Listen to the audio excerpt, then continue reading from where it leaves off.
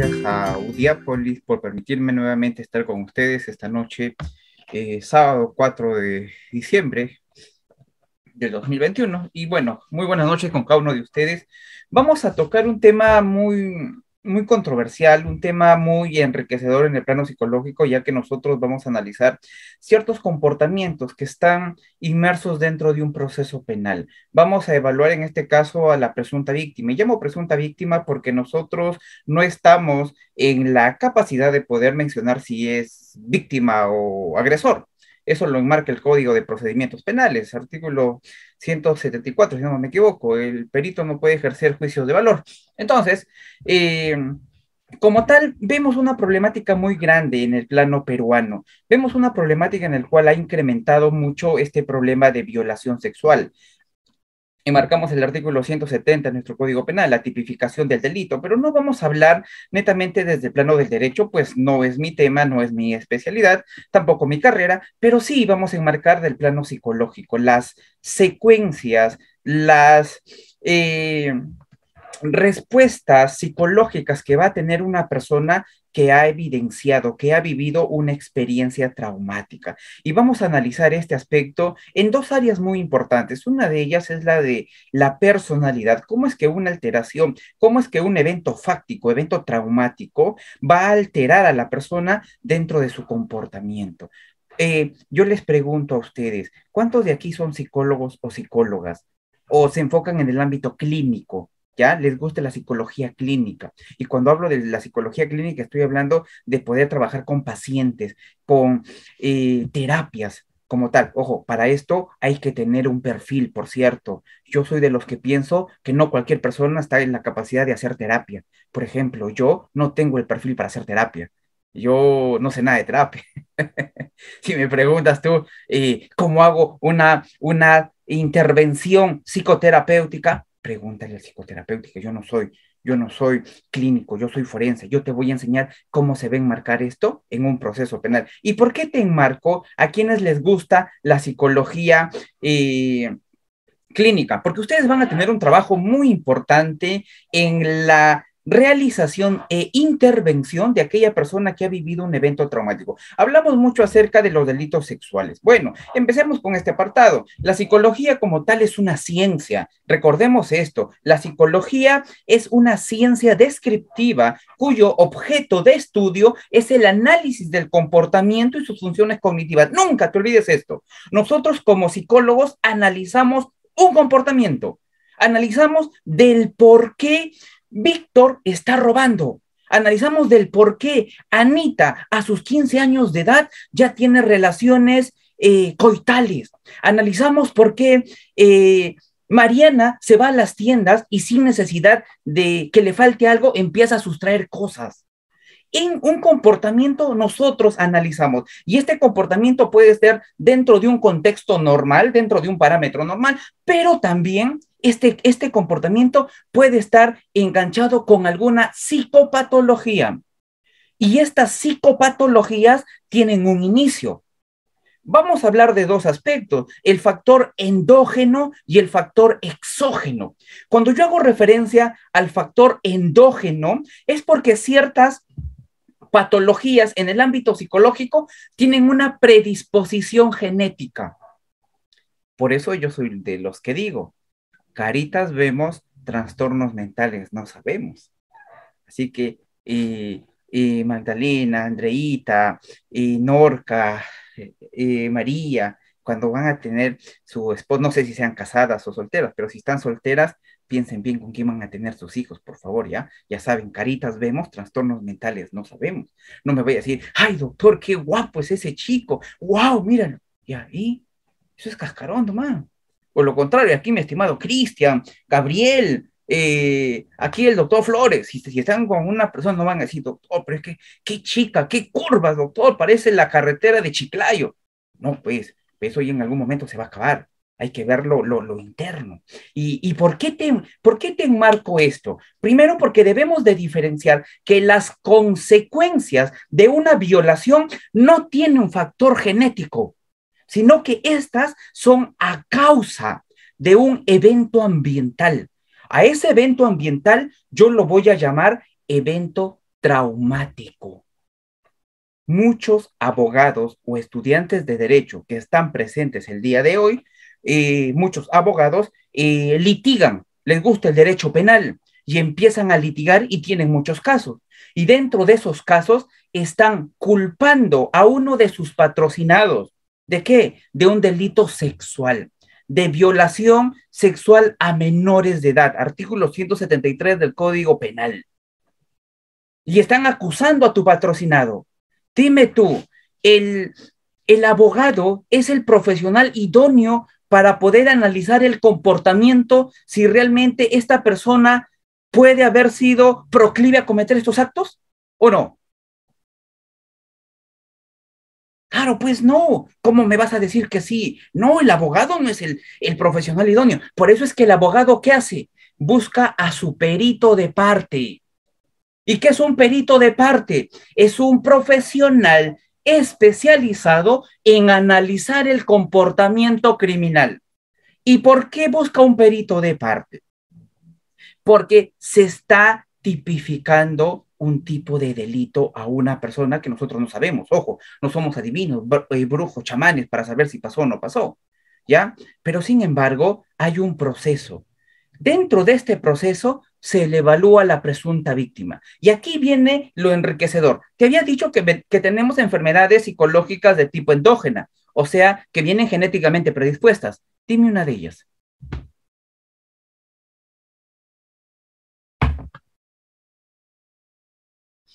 Shirley, sí, esa es mía, no te olvides. Caritas vemos, trastornos mentales no sabemos, por favor, ¿ah? Esa es mía.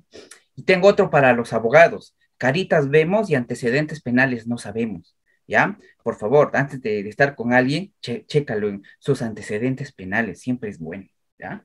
Después no te vayas a dar con la sorpresa de que tiene como 5 bendiciones en otros lugares. Ahí te quiero ver, ahí te quiero ver.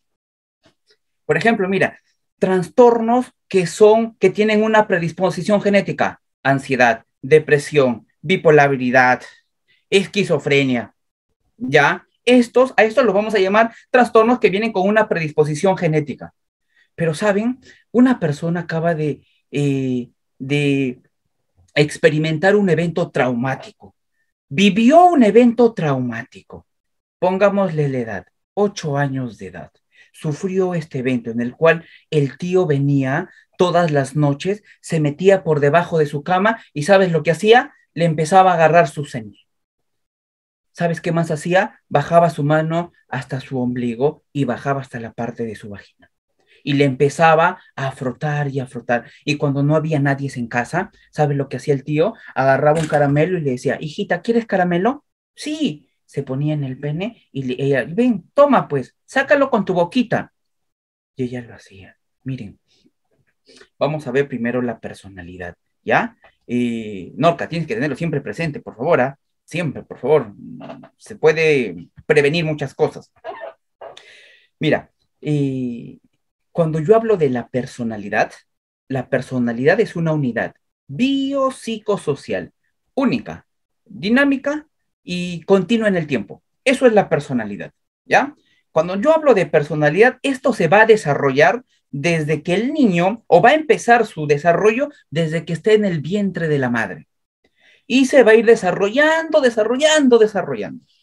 Cuando este desarrollo presenta o tiene una alteración, como un evento fáctico, ojo, no te olvides, evento fáctico es sinónimo de evento traumático, ¿ya? No te vayas a olvidar, ¿ah? Cuando tú escuches evento fáctico, al toque, algo pasó, algo traumático sucedió. Usualmente estos términos se utilizan en la parte de la psicología forense, evento traumático, evento fáctico, ¿ya? Ahora, cuando usualmente alguien pasa en el desarrollo de su vida un evento traumático, permítanme por aquí, cuando pasa por un evento traumático, usualmente tiene una alteración en su desarrollo biopsicosocial. Y es aquí donde va a empezar a qué? A poder expresarse. ¿Y cómo el ser humano se empieza a expresar cuando hay una alteración? De tres formas: a nivel cognitivo, a nivel emocional y a nivel comportamental. No te olvides, el ser humano va a expresar, va a evidenciar a tres niveles. A nivel cognitivo, los pensamientos que uno tiene. Yo te pregunto, ¿es normal que a una chica justifique las golpizas que le da su novio? ¿Es normal que una chica diga, fue mi culpa, doctora, perdóneme? Y encima pide perdón, imagínate, fue mi culpa, es que él es bien bueno. Mira, mira cómo se evidencia su patología a nivel cognitivo, pensamientos irracionales, a nivel emocional, esas emociones que evidencia, como por ejemplo miedo, terror, enfado, furia, frustración. Mira cómo va expresando. Y a nivel comportamental, ya no sale, se aísla, no va eh, a su desarrollo continuo como tal. Esto se va a evidenciar ahí. Ahora, una de las consecuencias muy marcadas de un evento fáctico, que es el evento traumático, es un trastorno límite de la personalidad. ¿Has escuchado del trastorno límite? Ya. Cuando yo hablo del trastorno límite, este tiene tres etiologías, pero la que más resalta es los tocamientos o violaciones sexuales en la infancia. Mira, cuando tú vayas a evaluar un límite o tengas al frente un límite, solo pregúntale tres cositas puntualitas. Tú tenías una familia disfuncional, ¿verdad? Sí, doctora. Doctora Andreita, mis padres siempre se peleaban. Yo no sabía qué hacer. Muy bien. Dime, ¿sufriste bullying en la escuela? Sí, yo era gordita, todos me insultaban, me decían gorda, pelota, esto, que el otro. Yo me sentía mal, no tenía a quién recurrir. Van dos. Alguien te tocó en la infancia, ¿cierto? Me da pena decirlo, pero sí, fue mi abuelito. Siempre venía a visitarnos y siempre lo hacía ahí. El límite. Porque ya cumplió con esta etiología. ¿Tiene que tener los tres? No. Una familia, miren, yo les digo algo, siempre tengan cuidado mucho con sus hijos. No, no sean muy confianzudos o no confíen mucho. Una familia religiosa se iba en un día de semana exactamente a una casa, pues con su congregación a compartir. Y a sus hijitos lo dejaba jugando fuera en el patio de esa casa. Entre juego y juego había un chico de 20 años que jugaba con ellos, con niños de 13, 10, 12 años. Los llevaba al tercer piso y los tocaba a todos ellos. Mientras que papá estaba abajo en la reunión, su hijita era tocada en el tercer piso, imagínate. Ojo, no digo que siempre va a pasar, ¿ah? Pero hay que tener la reserva del caso. Ahora, cuando yo hago referencia a una consecuencia bien marcada, que es el trastorno límite de la personalidad, voy a definir qué es primero la personalidad. Ya ustedes saben, la personalidad es una unidad biológica, psicológica y social. ¿Por qué digo que es biológica? Oye, has escuchado del temperamento, ¿no? Yo te pregunto, ¿el temperamento se puede cambiar, sí o no?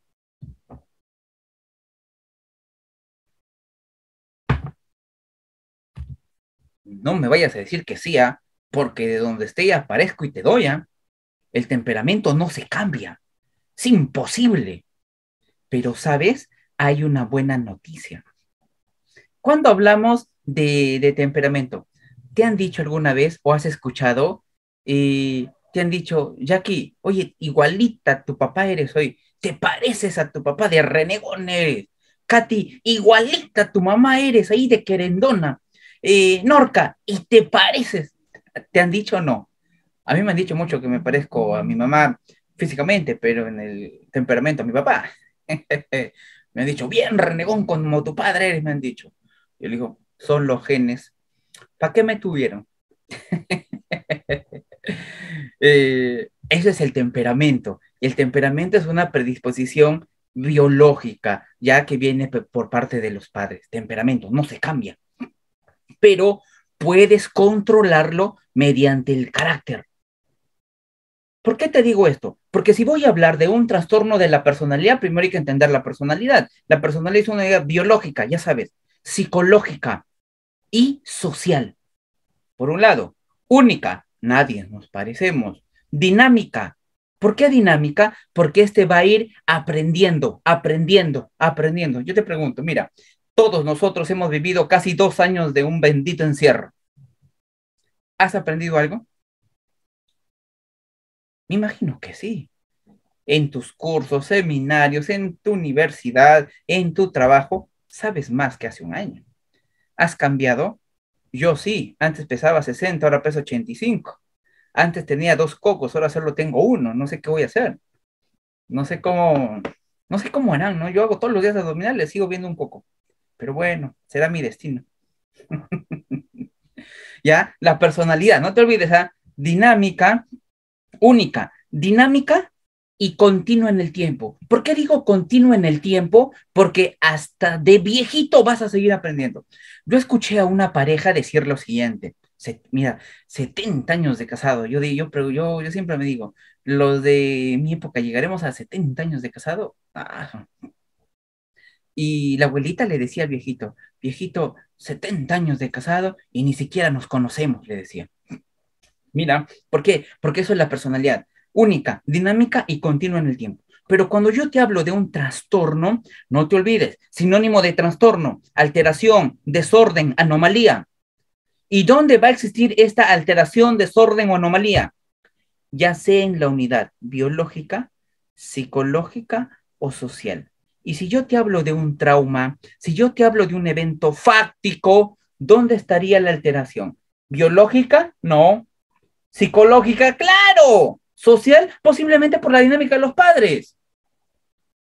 Eso es la personalidad, perdón, el trastorno de personalidad, ¿ya? Es una alteración en la unidad biopsicosocial. Ahora, cuando yo hago referencia a los trastornos de personalidad, exclusivamente al grupo 2 sobre erráticos y emocionales, aquí nosotros nos vamos a encontrar con este trastorno muy peculiar que vamos a llamar el trastorno límite de la personalidad. ¿Saben? Cuando nosotros hacemos referencia al límite, primero, uno, el límite no tiene cura, por cierto, ¿ya? Lastimosamente es uno de los trastornos que solo tiene tratamiento, no tiene cura, lastimosamente. Pero, ¿saben? Eh, Shirley, ojalá mis profesores fueran como usted, muy buenos. Shirley, muchas gracias. Ven a mis clases más seguido, ya voy a mostrar mi página, ya, para que me puedan seguir. ¿Saben? Cuando nosotros hablamos del trastorno límite, este es un trastorno que marca tanto a la persona, pero en gran parte la responsabilidad son de los padres por negligencia, por irresponsables que marcan a sus hijos y no se dan cuenta el daño garrafal e irremediable que empiezan a generar a tiempo futuro. Los trastornos de personalidad se diagnostican a partir de la edad adulta. En Perú, ¿cuándo es la edad adulta? 18 años. Sin embargo, los criterios empiezan a manifestarse desde la adolescencia. No te olvides esto. Yo te pregunto, y séme muy sincero, ¿tú has conocido, ya sea en el colegio o ahora que ya eres profesional, adolescentes que se cortan el brazo? ¿Has visto adolescentes que empiezan a cortarse el brazo? Que empiezan a tener esta conducta, ¿cómo se llama? Esta autolesión, cutting, término técnico, no te olvides. Cutting, así se llama, término técnico. Puedes llamarlo también autolesión, porque es autolesionarse, pues no, tú solito te lesionas, autolesión. Miren, cuando yo menciono del trastorno límite, sus características van a evidenciarse. ¿Dónde? Desde la adolescencia. Y estas van a ir reforzándose, reforzándose, reforzándose, reforzándose hasta la edad adulta, que ya uno puede diagnosticar. Karim me pregunta, ¿qué tipo de exámenes se puede realizar para saber los trastornos de la personalidad? Mi estimada Karim, una buena entrevista y observación en el plano clínico, tienes la patología, no necesitas instrumentos, pero si en caso ves compleja la situación, pues puedes aplicar instrumentos psicométricos que midan la personalidad, como por ejemplo el Milon, que son instrumentos que miden la personalidad. Yo usualmente siempre digo lo siguiente, ¿Dónde están mis CIE-10? Tu CIE-10 y tu DSM tú lo tienes que tener aquí. Si quieres diagnosticar rápido, lo tienes que tener aquí, si no vas a tener muchos problemas. Algo muy interesante que me dice Acosta, no, no se cortan para llamar la atención, no. Por eso hay que tener en cuenta lo siguiente. Cuando una persona genera autolesiones, hay que tomarlo con pincelada. Uno, lo hacen, le voy a decir a calzón quitado, ¿ah? Uno, lo hacen por monada. Oye, se está cortando, yo también puedo, pues. Hemos sido adolescentes, no nos haguemos, por favor. A veces hay comportamientos que lo hacemos por monada, pero también hay comportamientos, claro, por desafíos, pero también hay comportamientos que uno lo hace por no sentir el dolor emocional. Karim, ¿se puede obligar a una persona por vía legal a pasar exámenes? No, no se le puede obligar. Doctor, ¿la esquizofrenia es genética? Sí. Doctor, buenas noches. ¿Una persona con retardo mental leve puede tomar decisiones respecto a relaciones sexuales? Trastorno sexual leve. O sea, sí. Sin embargo, hay que ver su edad. ¿Qué edad pueda tener? Mira, por ejemplo, Shirley, yo hacía eso, pero ahora no. Es que sí ha sido simple, pues, imitación de comportamiento. Pero bueno, vamos a hablar directamente del trastorno límite porque debemos de enmarcar tres aspectos muy importantes. Uno, el trastorno límite, primer criterio A, empieza a generar esfuerzos desesperados, esfuerzos grandes, esa necesidad de no sentirse solo o sola. Y con tan solo pensarlo, ya empiezan a pequeños estadios de crisis. Ellos hacen de todo para poder evitar el desamparo. No te olvides de eso. Segundo criterio, ellos presentan relaciones inestables e intensas. Esas son las características de un límite, inestabilidad e intensidad. ¿Saben? Yo no sé si ustedes han visto esto, ¿ya? Pero yo, a mi poquita o mucha experiencia que puedo tener en este aspecto, dentro de nuestros trastornos límites, ellos son muy dicotómicos. ¿Cómo es los dicotómicos? Ahorita te amo. Ay, gracias, mi amor, por estar aquí. Te amo. Eres el amor de mi vida. Gracias por estar. Sin ti no sé qué hacer. Horas después, te dice, maldito desgraciado sinvergüenza, lárgate. Por tu culpa estoy así. Mira cómo estoy. Y te odia. O sea, si te ve hasta te puede llegar a generar un tipo de daño. ¿Saben? Eso es la diferencia de un límite con un bipolar. No te olvides, no me vayas a confundir el límite con el bipolar. Te voy a hacer, te voy a dar un ejemplo.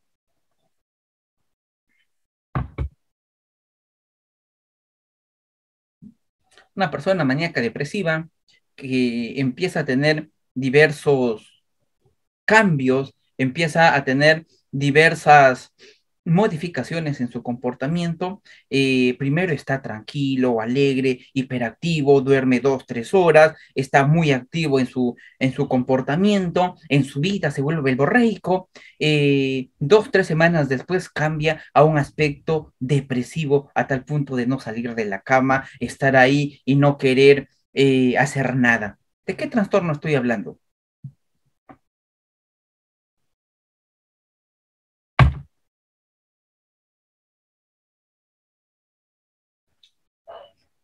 Yo les he dicho el trastorno, solo creo que no me han puesto atención. Claro, yo te he dicho maníaco depresivo. ¿Y quién es el trastorno maníaco depresivo? El bipolar, pues. ¿Ves que no me pones atención? ¿Ves que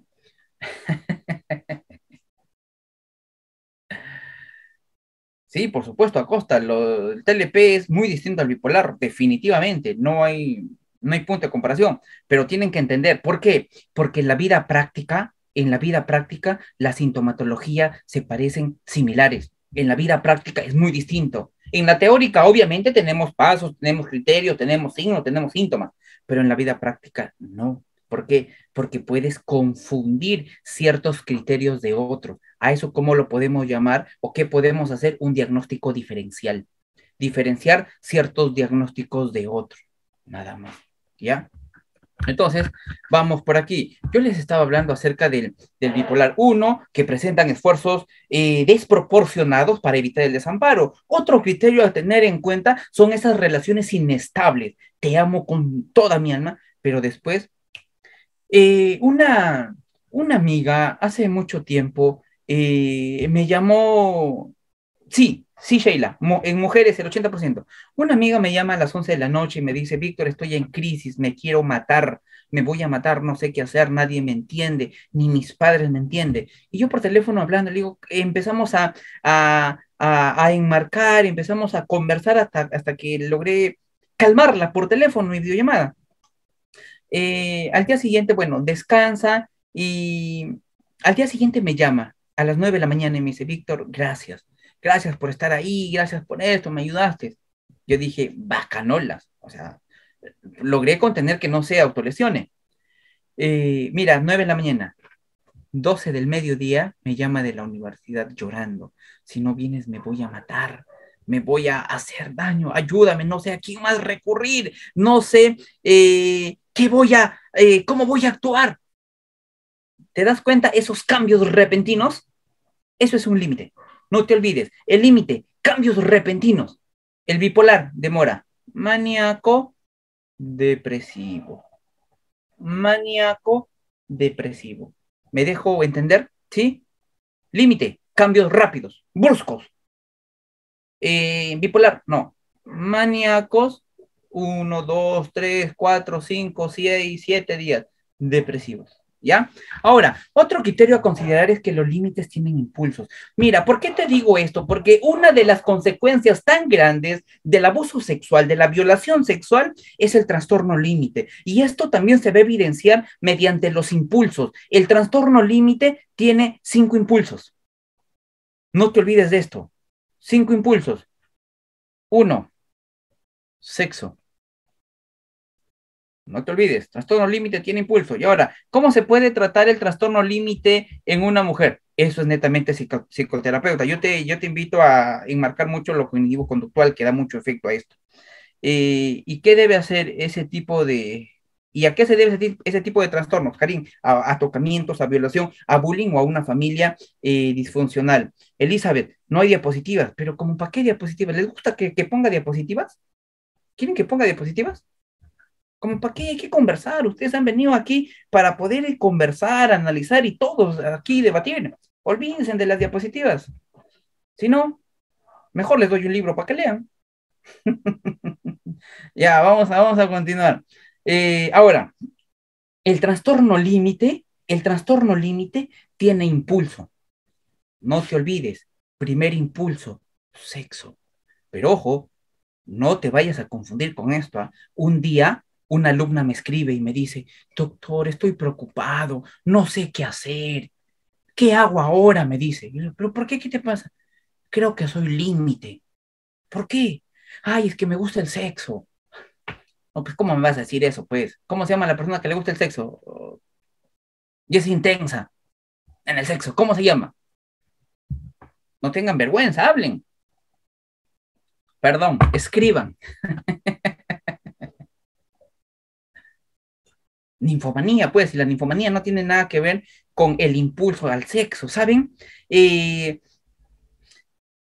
la persona que genera un trastorno límite, que genera impulso sexual, usualmente sabes por qué lo hace, por retener a su pareja, por retener a aquella persona que ya se enganchó.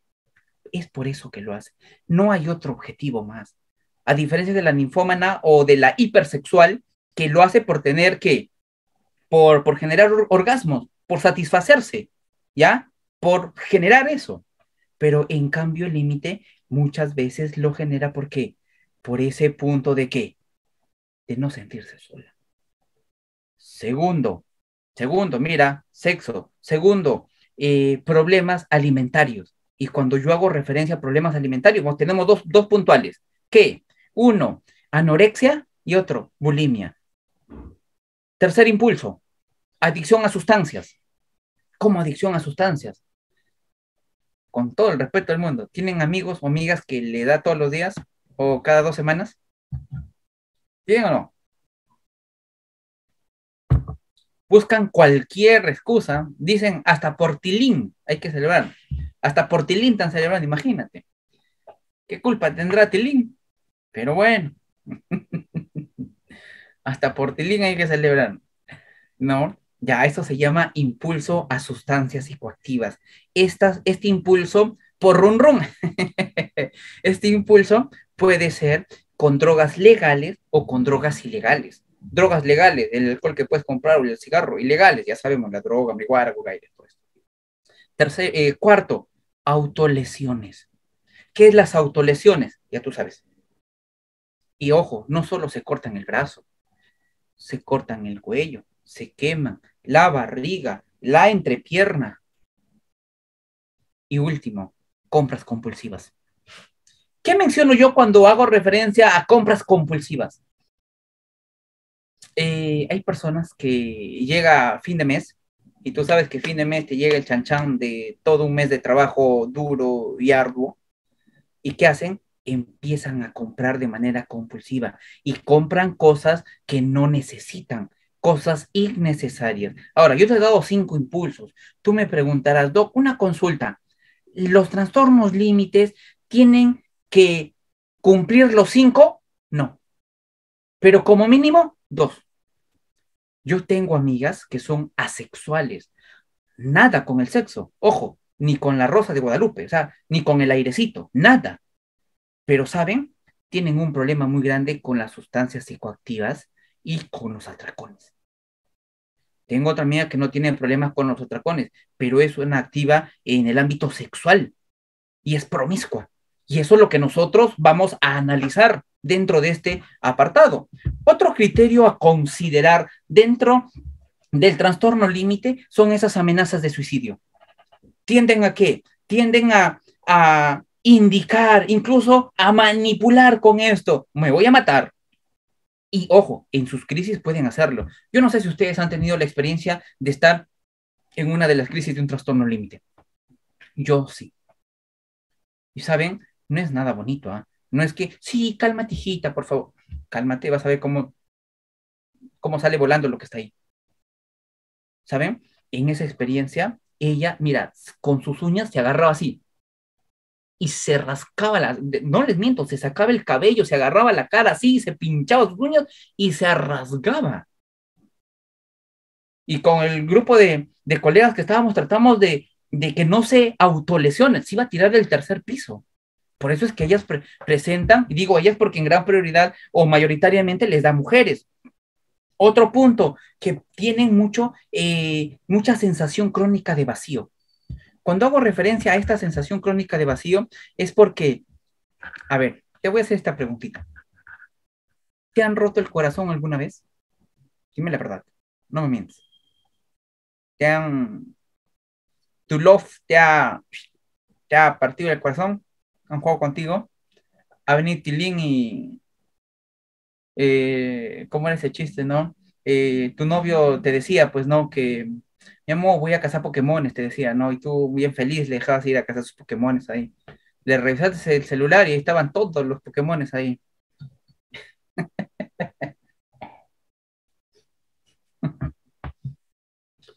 ¿Te han roto el corazón? Sí. ¿Duele? Sí. A eso multiplícalo por 10. Es lo que siente un límite. O sea, si a ti te dolió, imagínate un límite. Segundo, tú tienes un motivo, te rompieron el corazón, el límite no. ¿Sabes por qué? Porque se aparece así de la nada. Está bien ahorita, está bien, pero de la nada, ¡pum! Su bajón. Eso es por un lado. Voy a hacer un alto aquí, les voy a mostrar, esta es mi página, ya me pueden encontrar por, por este medio, Víctor Ernesto Ramos Zavala. Si quieren comunicarse conmigo, con mayor de los gustos pueden darle clic en WhatsApp y automáticamente les va a llevar a mi WhatsApp personal. Si te está gustando la conferencia, me ayudarías bastante dejándome una opinión de cómo te estás sintiendo. Y bueno, cualquier consulta, duda, con el mayor de los gustos, si está en mis manos poder apoyarlos, bacanolos. Y si no, te voy a decir que no, pues no, o sea, tampoco, tampoco. Eso es por un lado, el trastorno límite de la personalidad. Pero, ¿sabes? Te voy a hablar de otra consecuencia en estos 12 minutos que me quedan. La otra consecuencia de un trastorno límite, ¿sabes cómo se llama? Se llama trastorno del estrés postraumático. No te olvides. Mira, y eso si tuviéramos tiempo, te hablaría de tres, ¿ah? Te hablaría de una alteración a nivel de personalidad, te hablaría de una alteración a nivel sexual, porque también hay una alteración a nivel sexual, porque una persona que ha sido violada, ha sido tocada, dime tú, ¿se va a desarrollar adecuadamente en el plano sexual? ¿Va a tener facilidad de llegar al orgasmo? Por supuesto que no, pues va a tener alteración, pero vamos a obviar esto por cuestiones de tiempo. Y vamos a hablar de qué, del otro, del trauma, del estrés postraumático. ¿Y qué es el estrés postraumático? ¿Saben? El nombre original del estrés postraumático es reacción a gran estrés, que salió en el DSM-1. En el DSM-2 lo quitaron. Y esto sale por la guerra de Vietnam. Había muchos veteranos de guerra que tenían muchos síntomas psiquiátricos y no se les sabía cómo diagnosticar. Es por eso que le pusieron reacción a gran estrés, DSM-1. En el DSM-2 desapareció y en el DSM-3 nace con el término trastorno del estrés postraumático. Y los manuales me hacen referencia a que, no te olvides, el trastorno del estrés postraumático aparece por tres cositas muy importantes. Violencia, violación sexual o tocamiento. Otro, lesiones graves. Tú eres abogado, ¿no? Dime, pues, ¿qué te dice el artículo 121 acerca de lesiones graves? 121b, ¿no te habla del daño psíquico? Ahí está el estrés postraumático. Y otro, exposición a muerte. Mira, vas a tener un daño psíquico conocido como estrés postraumático por tres aspectos: exposición a muerte, lesiones graves o violación sexual. De cajón. Este criterio, este estrés postraumático, se va a dividir en 8 criterios. No te olvides, lo voy a tocar rápidamente. 8 criterios. Y esos criterios tienen que subcriterios. El primer criterio, exposición. ¿Qué es exposición? Miren, atiéndanme que lo voy a hacer una clase de 6 meses en 10 minutos. Vamos a ver si logro. Si logro quedar con ustedes, me voy feliz. Voy a tener eh, un desarrollo muy bonito. Ya, empecemos. Primero, exposición. No te lo apúntalo. Exposición. ¿Qué es exposición? Te va a dar un estrés postraumático si el evento te pasa a ti mismo. Tú lo viviste. Te pasó a ti. Primer criterio. Subcriterio de exposición. Segundo subcriterio. Cuando has sido partícipe. ¿Alguien aquí vive en un barrio peligroso? ¿Alguien vive en un barrio? Sean conscientes, ¿verdad? Digan la verdad, ¿eh? ¿Vive en un barrio peligroso o no? Para visitarlos, pues. No, qué aburridos. Vayan a vivir en un barrio peligroso. Hay adrenalina pura ahí. Qué aburridos. Imagínate tú que vives en un barrio peligrosísimo. Sales a comer. Te vas ahí con la bendición o te vas con un amigo, no sé, estás comiendo. De pronto baja un tipo de una moto, saca un revólver y al que está a tu costadito, ¡pla, pla, pla, pla! Le da. Y tú estás comiendo y volteas, ¡pla! Te chorrea la sangre. Dime, ¿te pasó a ti el evento? No, pero estuviste presente, lo evidenciaste, lo viviste. Vas a tener un estrés postraumático posiblemente. Mira, 2 criterios. Tercer criterio, ventanilla. En las altas. Uy, Ale, ventanilla. Yo iba a vivir por ventanilla en algún momento, pero está muy lejitos. Ya. Tercer criterio, cuando es recurrente y frecuente. Les había dicho que el estrés postraumático había nacido por la guerra de Vietnam. ¿Qué hacían? Vamos a un caso práctico aquí. Años 70 y 80 hasta 90. Sendero Luminoso, el terrorismo. Ustedes todos, por lo menos los old school, eh, hemos vivido cómo era el terror en Lima y más aún en provincias. Vamos a un punto específico: Ayacucho, Huamanga y los pueblitos de Ayacucho. Dime, ¿quiénes iban allá a combatir? Los del ejército. Y cuando iban los del ejército, había alguien que iba aquí con su cruz, con la cruz roja, ¿no? Ellos iban, no luchaban, pues iban y sacaban ¿a quién? a sus compañeros, ¿ya? Y sin irnos tan lejos, la COVID-19 que ha matado a un montón de personas. Y han habido profesionales que han estado en primera línea, pero han estado expuestos, han visto la muerte ahí, cara a cara. La exposición a esto te puede generar un estrés postraumático. Criterio A. Vamos al criterio B. Te he dicho que hay 8 criterios. Y ojo, tú como abogado tienes que saber estos criterios. ¿Sabes por qué? Porque están acusando a tu patrocinado de violación. A ver si cumple los criterios, pues, para que la psicólogo del Estado pueda acreditar una afectación o un daño real. Segundo criterio, síntoma. 1, recuerdos angustiosos recurrentes. ¿Qué es un recuerdo angustioso recurrente? Es algo que tú recuerdas sin querer queriendo. ¿Ya? Simplemente, lo recuerdas sin querer queriendo. Has terminado una relación súper tóxica con el Tyson, el Brian, el Kevin, o sea, o lo contrario, doctores, han terminado con la Brittany, la Xiomaras, la tóxica, que te has dicho, ya con la Kim, ya has terminado.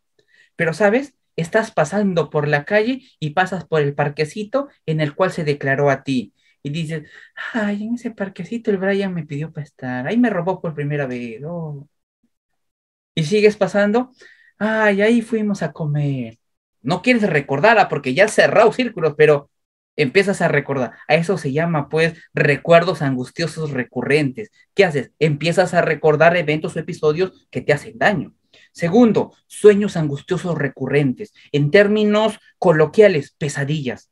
Aquella persona que pasa un evento traumático posiblemente tenga pesadillas. Una chica me decía, doctor, yo no puedo dormir y cuando duermo la cara de este sinvergüenza se aparece y siento que hasta en mis sueños me está violando y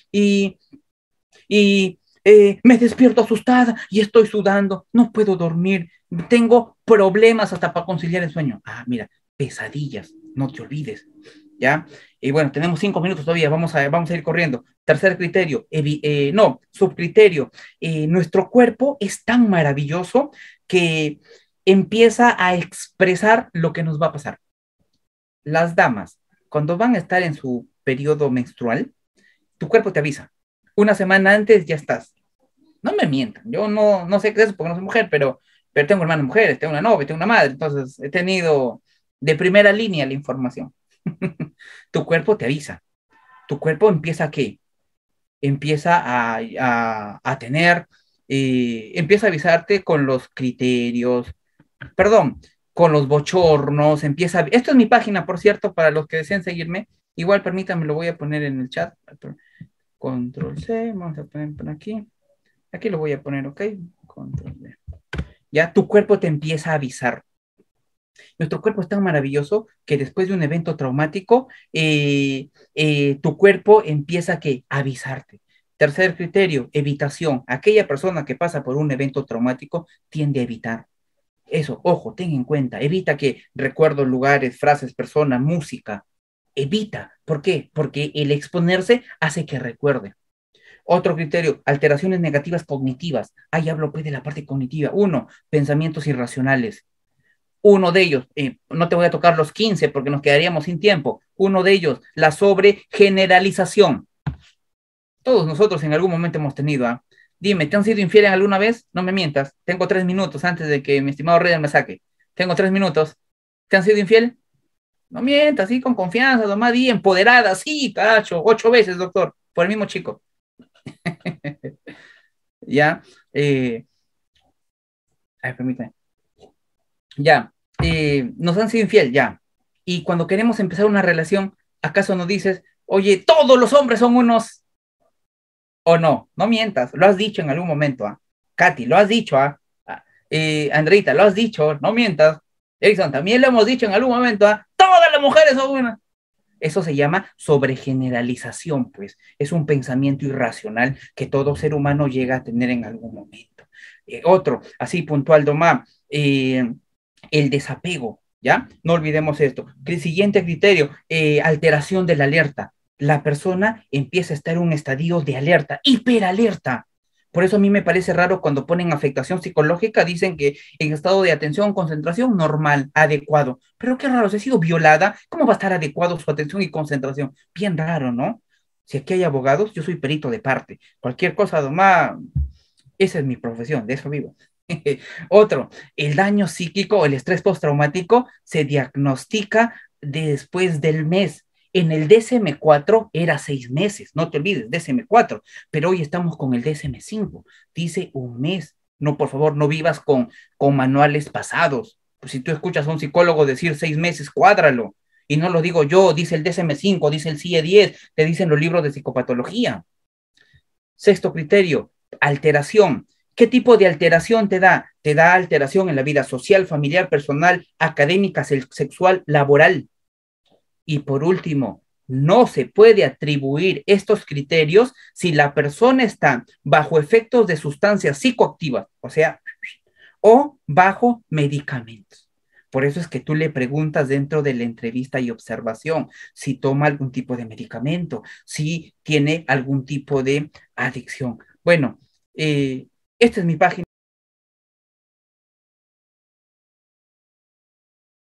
Agradecida por la invitación nuevamente. Y hoy vamos a tocar un tema de mucha relevancia, pero también un tema delicado. Se trata de los delitos de violación sexual hacia los menores de edad. Vamos a verlo primero de una manera muy general y luego de eso vamos a tocar el tema in situ y ya luego vamos a poner un ejemplo para que ustedes puedan ver qué principios o qué normativas se puede dar, porque cada caso es particular, sobre todo en estos delitos de violación sexual que se involucran muchos temas tanto emocionales, jurídicos, pero también yo creo que el colectivo, la sociedad, ¿no?, es la que mira estos casos que son de suma relevancia, pero que nosotros también tenemos que conocer, tanto público en general como la comunidad académica o los doctores o los estimados que nos están viendo ahora mismo.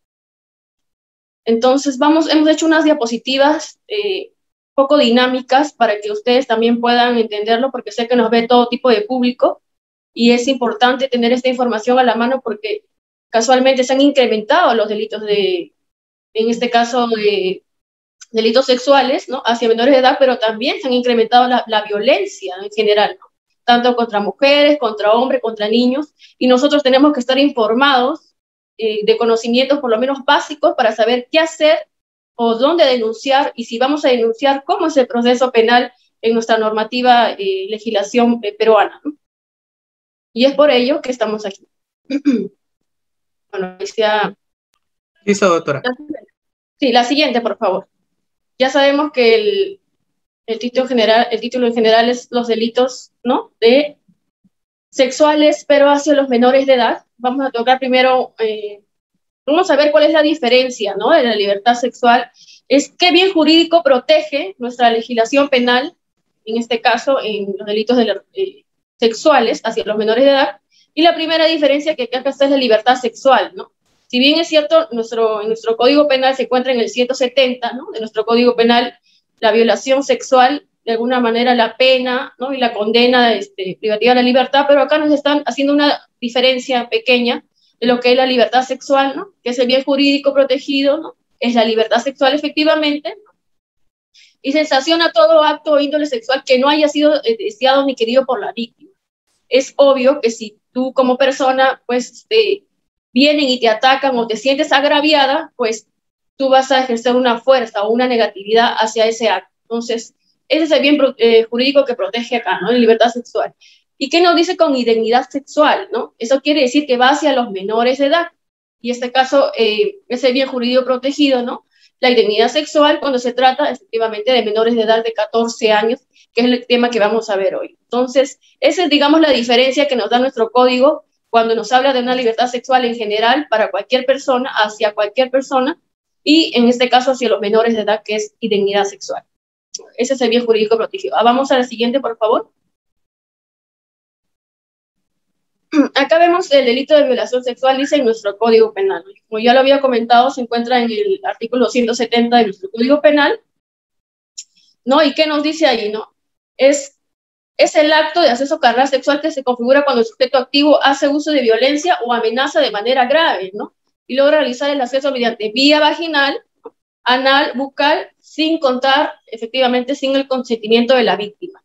Eso es lo que nos configura el delito en el 170, que no hay un consentimiento o voluntad propia en este caso de la presunta víctima y bueno, el agresor literalmente pues puede ejercer esa fuerza, ¿no? Esa violencia, que son los elementos objetivos que se da cuando se configura un delito de violación sexual. Luego de eso nos dice que tiene que haber acceso carnal, obvio como estipulado, ¿no? Que puede ser mediante, bueno, el ano, la vagina o la boca, ¿no?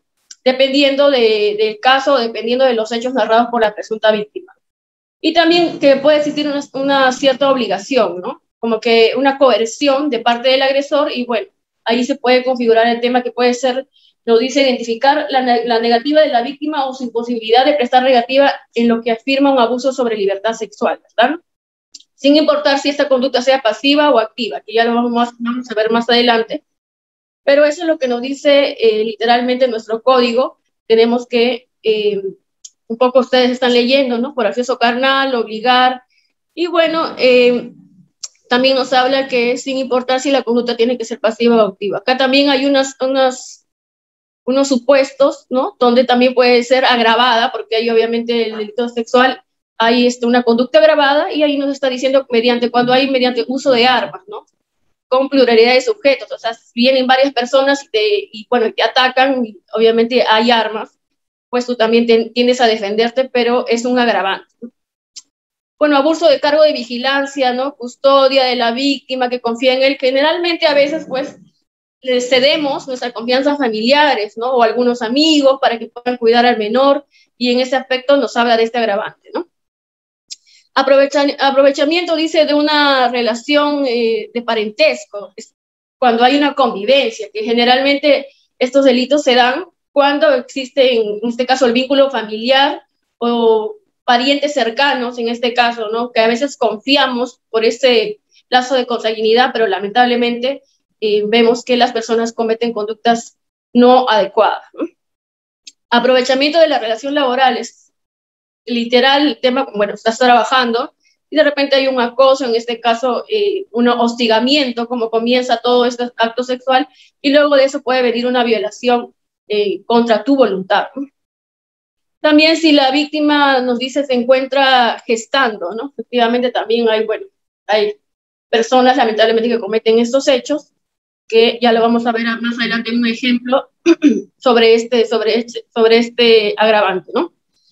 Y bueno, si la víctima tiene entre 14 y menores de 18 años de edad, ¿no? O adulto mayor, también se encuentre en discapacidad, ¿no? Puede ser una discapacidad absoluta, ¿no? De repente en un enfermo mental que no está en total discernimiento de lo que hace, y efectivamente esas personas se aprovechan de esa conducta o de esa persona que se siente vulnerable en ese momento o que no tiene su capacidad absoluta para poder cometer actos en plena acción, ¿no? En pleno consentimiento de la persona. Esto, ahora hemos hablado un poquito, ¿no? De dónde se configura, dónde está el delito de violación sexual en general, ¿no? Y algunos agravantes o supuestos que hay en nuestro Código Penal. Ahora sí, siguiente, por favor, para poder hablar del tema que nos concierne. Acá está, bueno, es el tema, ¿no? Violación sexual a menores de edad, que se encuentra en el artículo 173 de nuestro Código Penal, ¿no? Y nos dice que es un hecho punible, efectivamente, que se configura cuando el agente dolosamente realiza un acto carnal sexual a un menor de 14 años, menor de edad, y que lo somete para que el menor practique entre estos actos a favor o no a favor de un tercero, que también puede ser, ¿no? De un tercero, de repente que el menor esté mirando a otra persona y esté de alguna manera viendo que se está cometiendo ese acto sexual, ¿no? Para la configuración de este delito, dice, se tiene que verificar que la gente haya empleado violencia, efectivamente tiene que haber violencia, amenaza o intimidación, vejación. En ese momento, pues la persona no tiene voluntad propia, no quiere hacer ese acto. Entonces, esta persona la amenaza. Ha pasado muchas veces que cuando violan, en este caso hay un presunto violador o una víctima, el agresor efectivamente las amenaza para que no hablen. Por ejemplo, les pueden decir en este caso a la madre, ¿no? Vamos a matar a tu madre, vamos a hacer algo contra tu familiar, y bueno, y la menor tiende a callar, ¿no? Por efectivamente esta intimidación, este abuso o estas amenazas constantemente que le hace el agresor. Dice, no importa si haya estado, dice, en inconsciencia producido por el autor, ¿no? Sobrevenido por causas ajenas al accionar que interesa que existió efectivamente consentimiento del menor. Bueno, este delito se configura de mera actividad.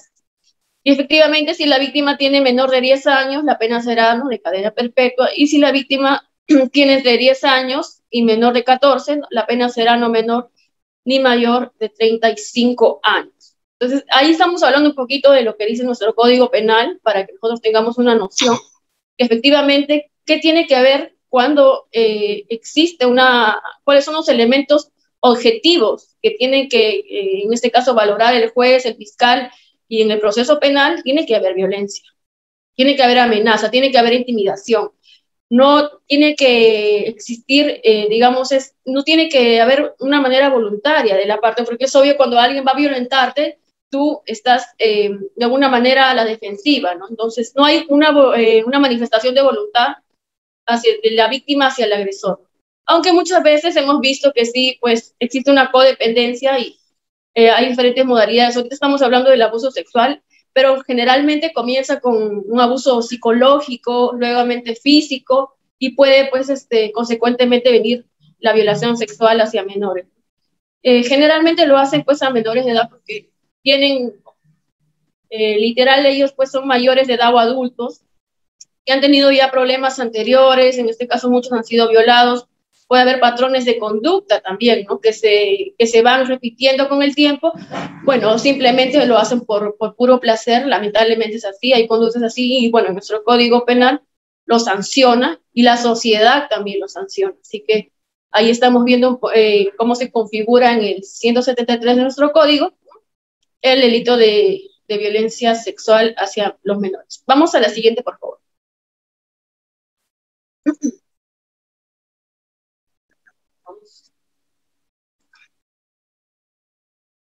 Bueno, acá nos habla también del artículo 176, ¿no?, que también es de connotación sexual, actos contra el pudor, ¿no?, menores de 14 años, efectivamente. ¿Por qué les hablo también de esta connotación sexual? Porque no generalmente que tiene que haber violación sexual o no, muchas veces hay actos contra el pudor, ¿no?, actos contra el pudor, y en este caso hay diferentes modalidades, ¿no?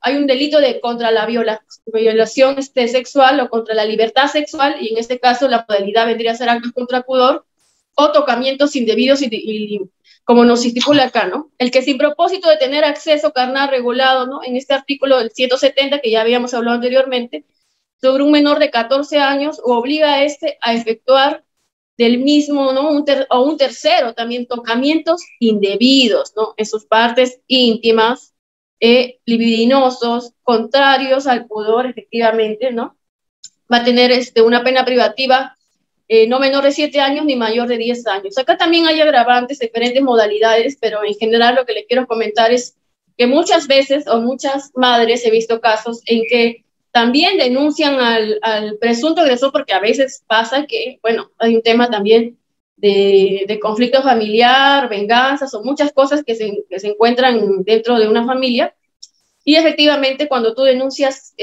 tocamientos indebidos hacia tu menor hijo, o crees también haber visto un tocamiento indebido, pues tú tienes que ir a la comisaría y denunciarlo, pero acá se estipula y se configura este delito, ¿no? Y efectivamente sigue todo el proceso y las investigaciones preliminares, ¿no?, que generalmente son por ley 60 días, dentro de eso ya pues la fiscalía investiga, y en el proceso también se va viendo y se van actuando, ¿no?, de algunos actos procesales, como la pericia psicológica, que es muy importante para ver el tema emocional, psicológico, cómo se encuentra la presunta víctima, ¿no?, en este caso. También el examen médico legista, porque efectivamente así vamos a acreditar si ha habido desgarros, ¿no?, defloración, en este caso puede ser por el tema anal, por el tema vaginal, y en el examen médico legista efectivamente se va a ver si ha habido pues esta agresión sexual, y se va a acreditar con este documento. También la pericia psicosexual, que se hace generalmente al presunto agresor, ¿no?, asexual, para verificar si realmente tiene rasgos agresores, o si anteriormente ya ha tenido también antecedentes, porque puede ser, ¿no?, que no haya sido la primera vez que haya cometido este delito contra un menor, y efectivamente esta pericia psicosexual también nos da indicadores de que esta persona o presunto agresor puede ser un potente violador, ¿no? Porque estamos hablando de actos contra pudor o tocamientos indebidos, lo siguiente que sigue la consecuencia es la violación hacia el menor. Lo hace constantemente, digamos, ejerciendo ese placer que lamentablemente a él le provoca, pero nosotros podemos acreditarlo acá con este artículo y con estos exámenes que se hacen para poder valorar en ese momento si existe o no la presunta tocamiento indebido, como en este caso, o en este caso la violación sexual. Y la cámara Gesell, que es importantísima porque ahí la víctima narra los hechos efectivamente que han pasado. Muchas veces hay un psicólogo, ¿no?, al costado de la víctima, y bueno, va narrando todos los hechos que ha pasado, todo, cómo comenzó esa historia y en qué momento pues se dio la violación. Es muy fuerte. Ahí también están acompañados los abogados, el fiscal o la fiscal, y bueno, se puede hacer una serie de preguntas y a través, pues, como, bueno, algunos colegas que ya habrán estado en la cámara Gesell saben que hay, a través de una ventana podemos ver o escuchar todos los hechos narrados de la víctima, y también pueden estar los padres, ¿no? Dependiendo de opción de las partes, pero efectivamente la cámara Gesell es importante, es una prueba primordial para que el juez valore, o el fiscal, en este caso la acusación, para que se pueda emitir una sentencia y en este caso ver si hay una configuración de delito o no. Es importante. Pero ¿qué pasa cuando la cámara Gesell se retracta? Porque puede pasar. Tú vas y denuncias a la comisaría y la madre, porque generalmente vas acompañada de la madre, el padre, alguien pues familiar.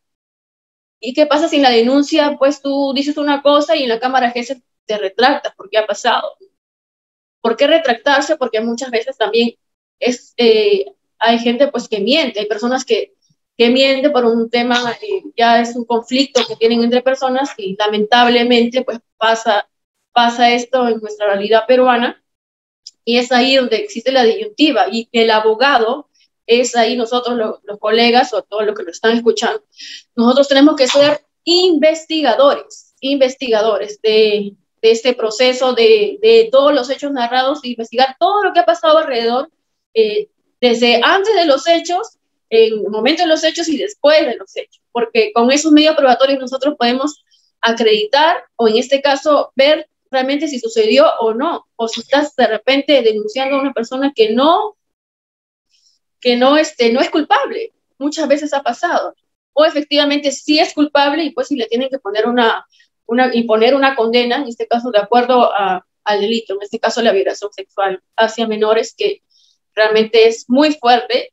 Pero como les digo, nosotros como también abogados, en este caso los colegas, tenemos que también ser una serie de investigador para poder acreditar y ver si realmente los medios probatorios son contundentes, para que nosotros podamos, no solo por el tema de ganar, sino de ganar un juicio. Esto no, esto se trata de un tema emocional, un tema familiar, y eso es lo que yo siempre les digo al abogado, que tengamos empatía, ¿no?, con las personas, porque se trata de un delito delicado de violación sexual, y efectivamente dentro del proceso pues incurren muchas cosas, ¿no? Incurren muchas cosas, pero ya depende de la ética y obviamente de la experiencia de la persona, para que pueda llevar un proceso adecuado, el proceso penal, y hacer las investigaciones adecuadas a tiempo, ¿no? A tiempo, para poder presentar pruebas idóneas, y de esa manera pues poder ganar el juicio, que en realidad no es que se busca la justicia, ¿no? Generalmente la víctima busca pues ese, digamos, resarcimiento, de alguna manera sentir que pues está haciendo justicia para lo que le ha pasado, ¿no? Ese caso lamentable que pasa, donde se involucra no solamente a la víctima, sino todo el entorno familiar comienza a involucrarse, y se ven afectadas muchas personas, ¿no? Pero también hay la otra contraparte, donde obviamente muchas personas denuncian y de repente, como vemos, puede ser que sean inocentes. Entonces ahí viene la labor del abogado. No solamente es ver el código, ver cómo se interpretar, sí, pero hay que interpretarlo adecuadamente, de acuerdo a los hechos, porque cada caso es particular. todos los casos son diferentes y ahí es donde el papel de nosotros es fundamental, del fiscal, ¿no? Del juez, para que se pueda llevar un proceso adecuado, un proceso idóneo y, la verdad, buscar, pues, la justicia, ¿no? La verdad. Sigamos, por favor, al siguiente. Bueno, hemos hablado un poquito de cómo se configura el tema, ¿no? El 170, 173, el 176, en todo ese Código Penal están configurados los delitos de violencia sexual. Pero acá vamos a dar un pequeño ejemplo para poder entender también qué puede pasar en un caso cotidiano, ¿no? Y qué elementos subjetivos, objetivos se involucran en un tema de violación sexual o en un caso, ¿no? Y para eso he tomado esta sentencia, ¿no? Este recurso de nulidad número 1165 de 2019 a Apurímac, donde es un caso muy particular. Vamos a ir a atenderlo y desglosándolo poco a poco para poder entender qué criterios se tomaron de valoración para poder emitir esta nulidad, porque si bien es cierto, es un recurso de nulidad donde prácticamente se llega a foja cero, pues, y se absuelve al supuesto imputado, ¿no? Entonces, acá nos es una pregunta, ¿no? ¿Se presume culpabilidad cuando existe diferencia de edad? Efectivamente, si hay una diferencia de edad, y en este caso, por ejemplo, sí hay una diferencia de edad bastante cuantiosa, ¿no? Y vamos a ir desglosando poco a poco para que puedan entender el caso. En este caso, la Sala Penal Liquidadora de Abancay, ¿no? Corte Suprema de Justicia de Apurímac, en primera instancia, en un delito de violación sexual, absuelve al imputado, ¿no? Al que es acusado de violación sexual. Habiendo una diferencia de edad, bastantes años, obviamente, la agraviada o presunta agraviada es menor de edad y él, pues, es mayor de edad, ¿no? Entonces, acá, pues, hay un recurso de nulidad que la defensa prácticamente emitió, investigó y logró, pues, anular esta sentencia que se le había dado y que no correspondía, ¿no? Según los hechos probados.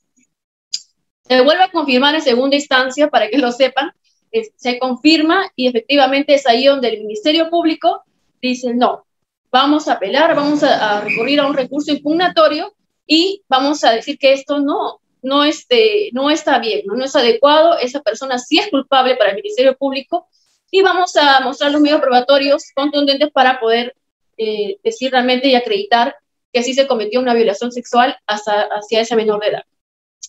Entonces, sí, efectivamente, la Corte Suprema de Lima. La siguiente, por favor.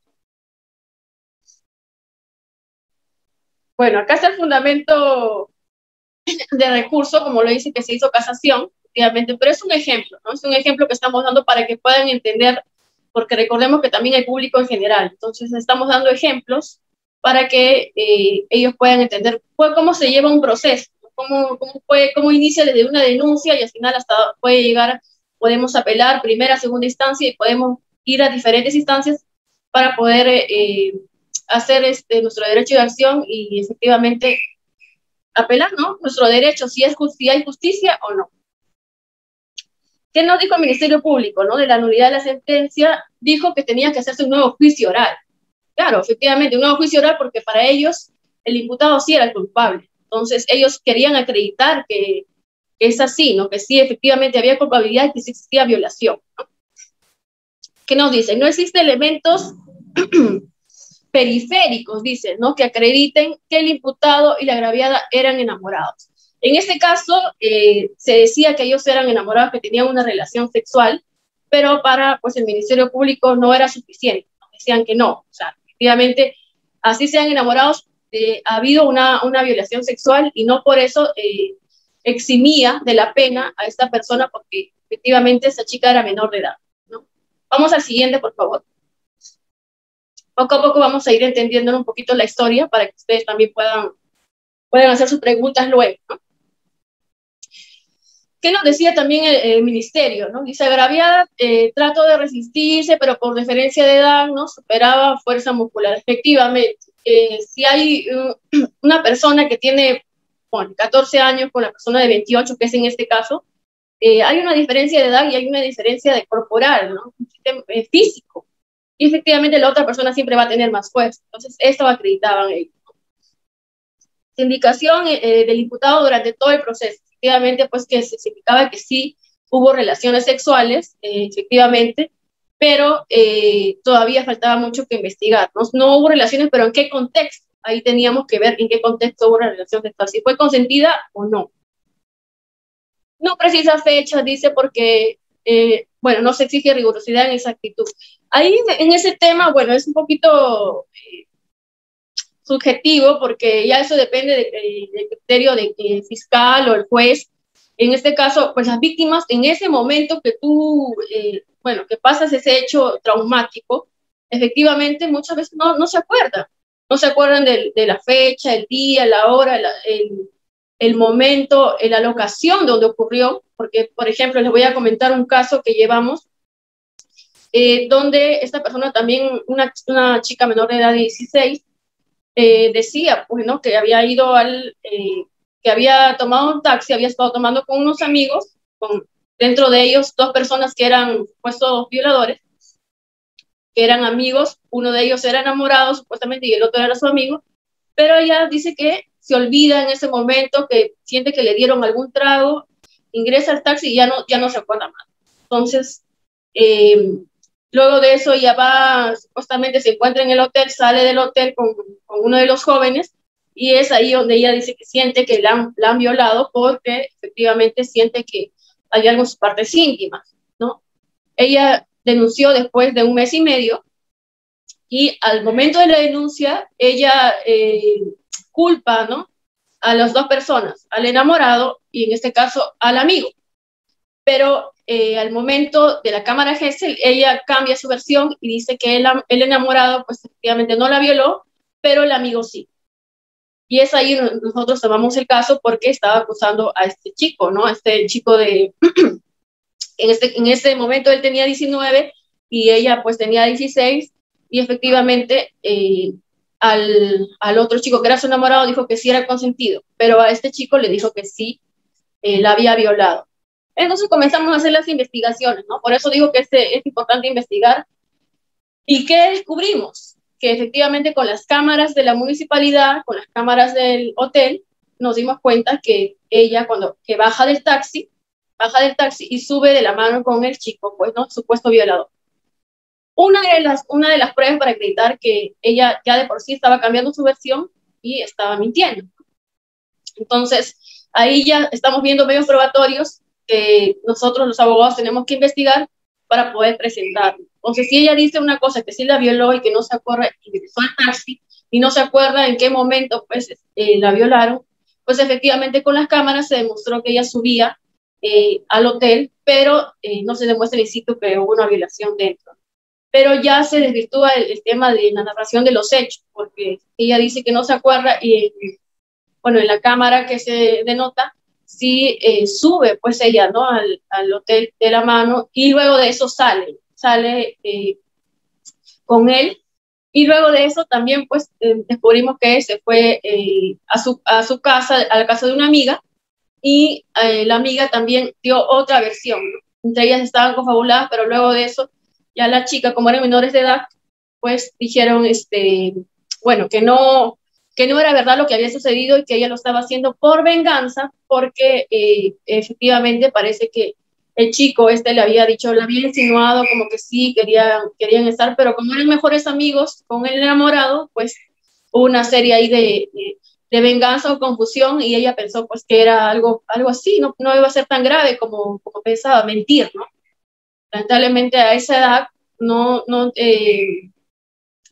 puedes imaginar cuán grave o cuántas consecuencias jurídicas puede tener un hecho como el que ella hizo, ¿no? Una acción como la que ella cometió, de mentir y decir pues que efectivamente esa persona la había violado cuando este chico no la había violado. Entonces, ahí vamos investigando el hecho, ¿no? Entonces, y emitiendo los medios probatorios, como en este caso era la prueba de la cámara de la municipalidad, porque tuvimos que ir a esa municipalidad, porque el hotel no quería dar, porque como eran menores de edad, ¿qué hotel permite que supuestamente ingresen menores de edad? Entonces, por eso es que ahí tenemos que investigar, ¿no? Entonces, vimos en la cámara de la municipalidad y pues se pudo ir desmenuzando todos los hechos narrados que no fueron verdad.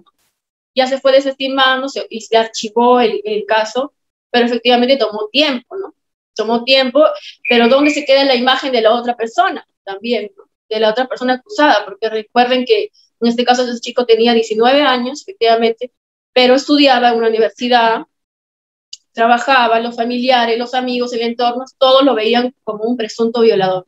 Y es ahí también nosotros tenemos que ver cuánto es la diferencia, ¿no? O sea, cuánto puede llegar a, en este caso, afectar a una persona emocionalmente, psicológicamente y todo lo referente a su entorno, ¿no? A su arraigo laboral, en este caso familiar y emocional, para que esta persona siga con su vida normalmente, ¿no? Ya, a ver, sigamos en el próximo para seguir con el caso, sino que les comentaba un poquito.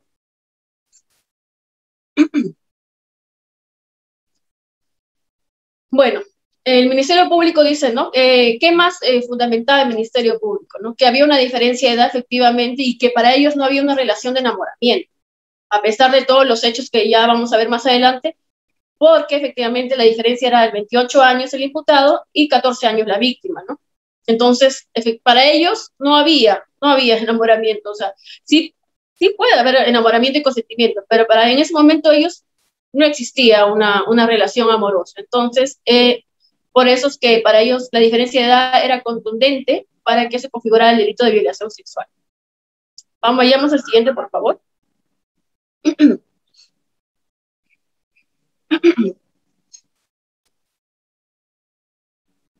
Bueno, ya, el ministerio dice también, ¿no? Para ellos no sirve el certificado médico legal sobre lesiones traumáticas inexistentes. Obviamente que había lesiones, para ellos no servían, ¿no? Porque la denuncia se había hecho después de 6 meses. Para ellos, pues, por eso no acreditaban, ¿no? Pero eso es algo muy, muy literal, porque efectivamente, bueno, hay muchas personas que denuncian después de 1 año, 2 años, 3 años, como la que les comentaba la chica, era después de un mes y medio, generalmente porque sufren traumas psicológicos, trauma emocional. En ese momento no se lo quieres decir a nadie, pero efectivamente de repente se lo encuentras a una amiga, a tu madre o a alguien familiar muy cercano y efectivamente ahí van y hacen la denuncia. No quiere decir que no va a valer, tú tienes que hacer la denuncia si tú crees que en ese momento tienes que hacer valer tu derecho, tu dignidad como persona y hacer justicia. Entonces tienes que ir a hacer la denuncia, así sea fuera de tiempo. Pero bueno, en este caso muy particular, que vamos a ir desmenuzando para poder entenderlo y verificar por qué el ministerio no aceptaba la absolución de este imputado, ¿no? De esta persona. Es la siguiente, por favor.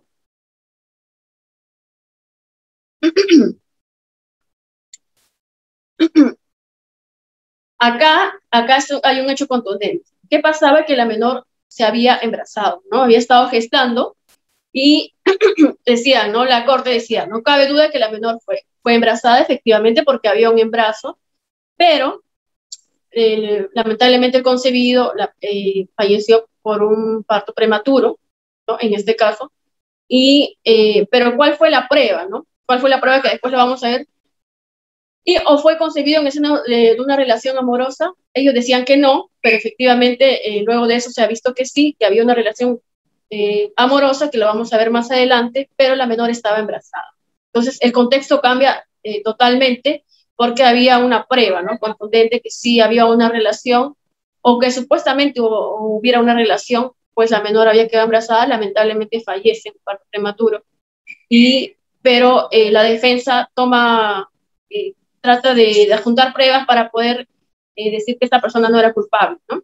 Vamos al siguiente, por favor.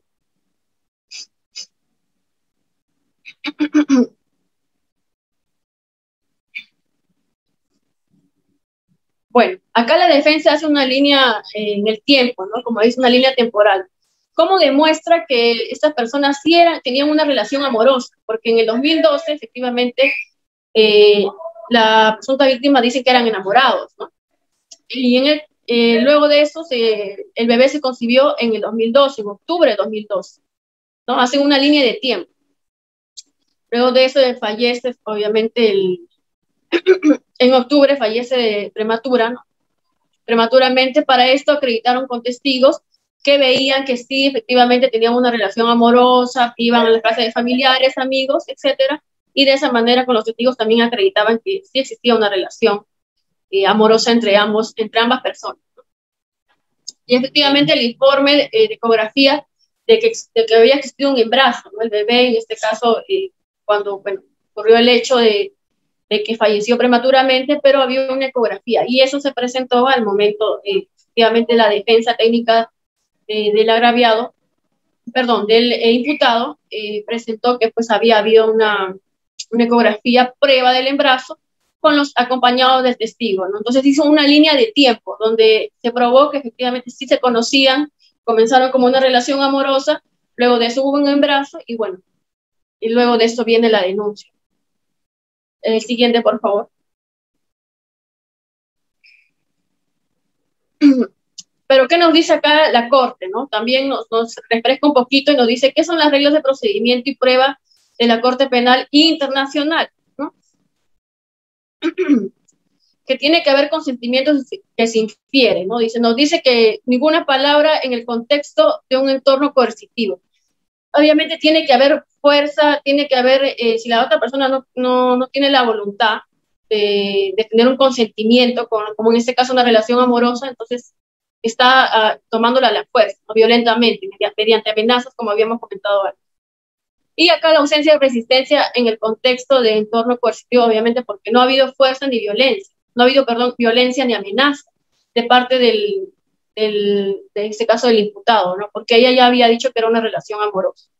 Entonces, acá un poquito que nos refrescan, nos dicen que efectivamente para que haya una violación tiene que haber amenaza, tiene que haber abuso, ¿no? Tiene que haber violencia, pero si no existe eso, entonces hay un consentimiento, efectivamente, ¿no?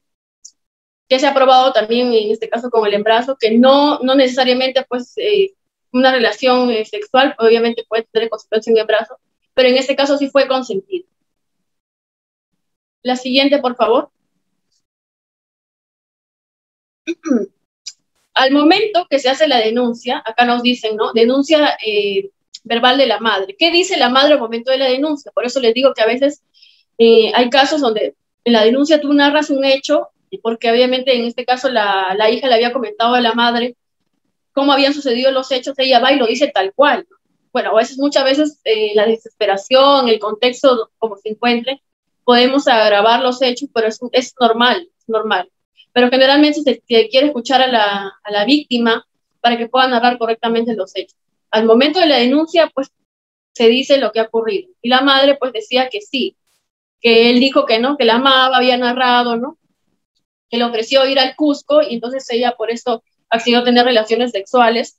O sea, en un contexto, ¿no? En un contexto, entonces ella dice que eso le había dicho su hijo. Entonces que sí había una relación amorosa entre ellos y que ella accedió porque, bueno, quería irse a vivir al Cusco con él. Entonces, ahí ya estamos plenamente que la madre tenía conocimiento, pero que para ella era una violación porque ella era menor de edad. Efectivamente, ¿no? Entonces la diferencia de edad para ella sí valía y para el ministerio que efectivamente era una violación sexual. Entonces en la pericia psicológica, ¿qué sale de resultado? ¿No? Dice, no se encontró afectación emocional. No quiere decir que no se encontró afectación emocional. ¿Qué quiere decir? O sea, que no hubo hechos postraumáticos o emocionales, porque en el examen psicológico generalmente cuando hacen las preguntas hacia la víctima, efectivamente narra los hechos de una forma traumática, bueno, se acuerda en ese momento de lo que pasó y después de eso, pues muchas veces estas víctimas tienen pues pesadillas, muchas veces me ha pasado que de repente ya no pueden relacionarse adecuadamente con los hombres, o dependiendo, ¿no? En este caso, pero no se pueden relacionar pues de una forma adecuada nuevamente con otra persona o concebir otra relación amorosa con otra persona por los hechos que han pasado, ¿no? Porque han sido violentadas y obviamente se encuentran emocionalmente de una forma pues muy grave. Entonces tienen que pasar terapia psicológica. Terapia psicológica, pues, obviamente que en este caso las pericias se hacen, hay una conclusión y efectivamente sale el tema de que tienen que llevar terapia, porque por los hechos postraumáticos. Pero acá dice que no se encontró afectación emocional, porque ella seguía obviamente con su vida. Efectivamente, sí, por el hecho que perdió el bebé, sí había una pérdida. Ella sentía eso, pero todavía seguía con el presunto agresor. Entonces, ellos tenían planes a futuros de seguir, de vivir, de seguir como una pareja, a pesar del hecho que había pasado. Pero el ministerio y la madre, para ellos sí, pues sí, en este caso sí existía por la diferencia de edad una violación, no querían pues que siguiera pues, ¿no? Vamos al siguiente, por favor. Ya acá pues nos hace digamos, de todo este contexto que ha pasado, en el que en las dos instancias se confirmó la absolución de este imputado o presunto imputado, donde de alguna manera se proclamaba su inocencia, pues, porque por la diferencia de edad no exactamente existía culpabilidad, sino que se probó que había una relación amorosa, ¿no? Efectivamente, en consecuencia de eso hubo un embarazo, se perdió el embarazo, pero ellos seguían teniendo una relación amorosa. Entonces, acá, ¿qué pasa cuando en este caso, por una parte dicen que sí hubo violencia, por otra parte dice que hubo una relación sexual, ¿no? Pero el juez, ¿cómo puede valorar todo esto, no? El juez, si el ministerio dice una cosa, la defensa técnica del agraviado dice otra, y ya se confirmó pues en dos instancias que efectivamente se pidió la absolución.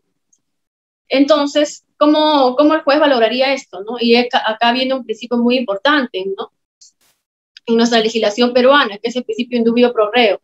¿Y qué quiere decir esto? Los muchos colegas que ya me están seguro escuchando, que cuando hay alguna duda, ¿no?, de las dos partes, en este caso del presunto imputado, pues la duda favorece al reo. Y es ahí donde el juez tiene que valorar con las pruebas. Efectivamente, si hay dudas, entonces pasa a ser inocente la persona, ¿no? Entonces, efectivamente, la duda favorece al reo, y es acá donde se tomó este principio indubio pro reo, ¿no? Que es tan importante porque habían dos, en este caso, dos posiciones, ¿no? Que sí había una relación, en este caso el ministerio sí pedía por la diferencia de edad, pero se probó que había una relación amorosa con la línea del tiempo, donde la defensa técnica probó con hechos, efectivamente, que sí hubo una relación, a pesar de que la madre decía que no, ¿no? Pero en este caso la presunta víctima, por eso es que siempre dicen presunto delito de violación sexual, porque hasta que no se pruebe que ha sido una violación sexual, no podemos decir que es un violador. Pero lamentablemente, muchas veces, incluso hasta los medios de comunicación, podemos ver que sale pues a veces la foto de la persona que supuestamente ha violado, supuestamente ha dejado, ¿no?, o ha hecho tocamientos indebidos, y esto puede afectar emocionalmente a ambas partes, ¿no?, tanto al presunto imputado o a la presunta víctima, y es por eso que tiene que haber una investigación preliminar con medios probatorios adecuados, contundentes, y es aquí en un caso donde, pues, cuando la duda favorece al reo, pues, se toman decisiones según nuestra legislación, ¿no? Y en este caso se pidió la absolución, y efectivamente, pues, la persona resultó inocente. Con eso es un pequeño ejemplo nada más de todo lo que pasa, porque cada caso es particular. Nosotros sabemos que nuestra realidad supera muchas cosas, pero ya depende de cada uno de las partes, de la defensa, del abogado, del juez, del fiscal, todas las partes involucradas en un proceso penal, para que se pueda dar un proceso adecuado, ¿no? Un proceso que realmente con todas las armas procesales, con todos los principios que se puedan tomar para que se lleve un proceso con justicia y se llegue a la verdad. Eso es lo que queremos, porque esos delitos son muy delicados. Entonces, quisiera ver si hay algunas preguntas para poder proseguir en todo caso. Sí, doctora, que levanten su manito y yo encantado en poder o algún caso en activar particular, porque cada caso es diferente, ¿no? Recordemos que no solamente es violación sexual, hay tocamientos indebidos, y dentro de eso a veces ocurren muchas cosas, ¿no? Dentro de las dos partes, ¿no? Ahí está Luis, creo, ¿no? Luis Antonio. Doctor Luis, ¿está activo su audio? Sí, doctor Luis, estamos escuchando. Buenas noches, lo felicito por su buena ponencia, sus amplios conocimientos, lo agradezco bastante y lo felicito. Una pregunta, en caso de la víctima, ¿el juez cree las mismas ideas o las mismas manifestaciones de la víctima o a quién le creería, a la víctima o a la testiga que sería la madre. En el caso del juez, ¿no? O la fiscalía, más que todo. Por eso es que estamos viendo este caso. Si te das cuenta, este caso en las dos instancias se absolvió al presunto imputado, ¿no? Al presunto culpable, porque efectivamente el ministerio, digamos que pidió, ¿no?, la nulidad de esa sentencia, de esa absolución, porque para ellos no querían correcto que una persona que tenga diferencia de edad, pues no sea culpable, ¿no? Pero efectivamente la defensa emitió medios probatorios contundentes, ¿no?, con una relación, pero cada caso en particular. En este caso la chica está embarazada. Pero tu pregunta creo que más va abocada al tema de cómo es nuestra cultura en realidad peruana. Generalmente se le cree a la mujer porque, bueno, somos, digamos, físicamente más vulnerables que el hombre en temas físicos. Después, bueno, igual somos de igualdad de oportunidades.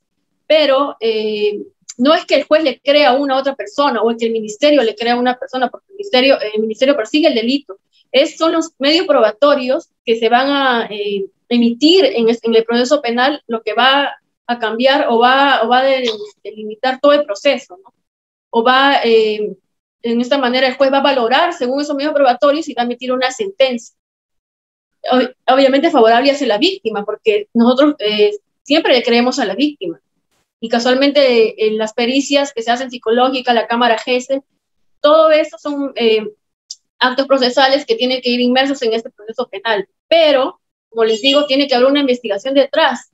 Sea que estás defendiendo pues a cualquiera de las dos partes, tiene que haber una investigación para ver si realmente es cierto o no, porque como les comentaba, a veces hay casos donde efectivamente muchas personas pues mienten, ¿no? Por un tema, no sé, de venganza, conflicto familiar, lo que fuera que en ese momento estén pasando, pero efectivamente si no hay una investigación detrás, si la persona te dice y viene, por ejemplo, tocamientos indebidos, yo no toqué nunca a mi hijo, porque bueno, hay padres que sí, pero ¿por qué esa persona te denunciaría? ¿Cuál sería el móvil, el motivo por qué esa persona te denunciaría de un delito tan aterrador, ¿no?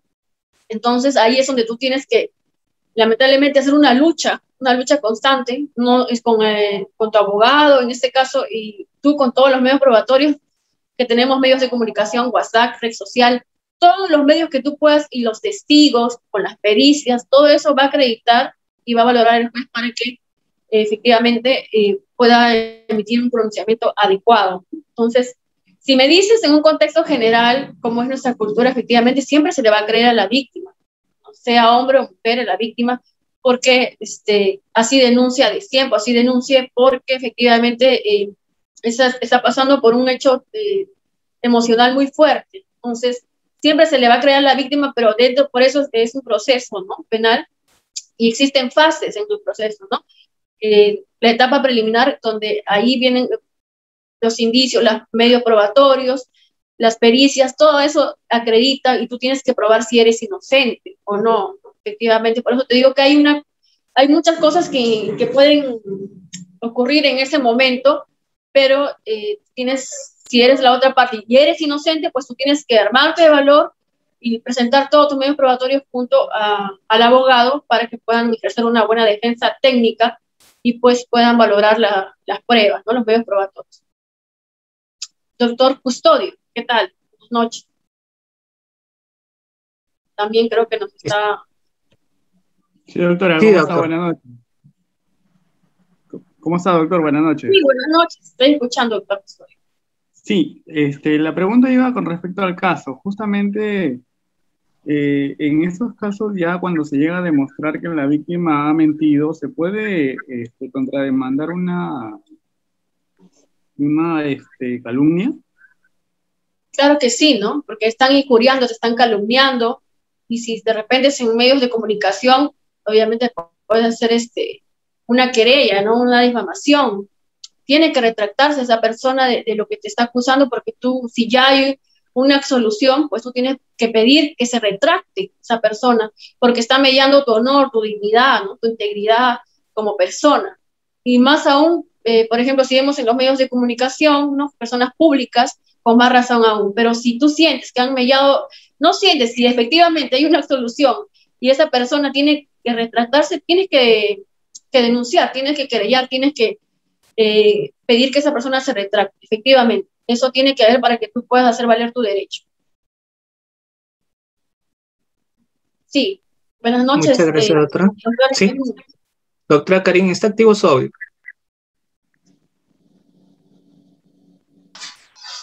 Buenas noches, doctora. Primeramente, agradecerle su ponencia, muy buena, la verdad. Mi consulta es la siguiente. Lo que quería saber es si una persona involucrada en cuanto a una violación para una menor de edad, bueno, menor de 14 años, pero involucrada, claro, nunca se le pudo probar ni tampoco salió absuelto del tema. ¿Sería viable para más adelante tener a su cargo menores de edad? En este caso, hijos, sobrinos. No, yo creo que no. Yo creo que no, porque sea inocente o culpable, yo creo que es mejor prevenir que lamentar. Entonces, si efectivamente, no sé por qué no siguió la denuncia, porque a veces mucho por el tema del tiempo, de las diligencias, muchos abandonan el proceso, y si efectivamente sigue de oficio, pero ya pues queda archivado, ¿no? Muchas veces, sea por tocamientos, violación, pero yo te aconsejaría que no, que si tú ves que esa persona tenía un antecedente, no es un tema de juzgamiento ni nada, si no se ha probado si ha sido inocente o no, pues yo pienso que no debería ser. Los menores de edad, lamentablemente nosotros tenemos que darlos a personas que realmente pues confiamos, y generalmente es a la madre, ¿no? En este caso a las hermanas, los hermanos. Pero yo preferiría que no, o que lo cuide la propia madre, o que lo cuide el propio padre, ¿no? La persona que en este caso lo tiene la patria potestad, o bueno, tendrías que tener mucha confianza en esa persona para poder dejar a tu menor hijo con ella. Pero yo recomiendo que no, porque los niños ya cuando sufren una serie de vejaciones o simplemente creen que han sido violentados o vejados, efectivamente quedan ya con secuelas, y hay que tomar terapia y todo esto, ¿no? Entonces, yo sí aconsejaría que no se le dé con alguien que ha tenido algún tipo de antecedente, ¿no? Más aún, o si son reincidentes, peor aún. Salvo que esa persona lleve pues una terapia, ¿no?, psicológica, se vea mostrado que realmente no fue la persona que cometió ese acto. Como te digo, a veces hay muchas personas inocentes. Sí, creo que Vanessa también. No, doctora. No ha levantado su manito. Sí, Pilar, creo, del Pilar. No, doctora, no tenemos ninguno con levantado su mano. Puede continuar.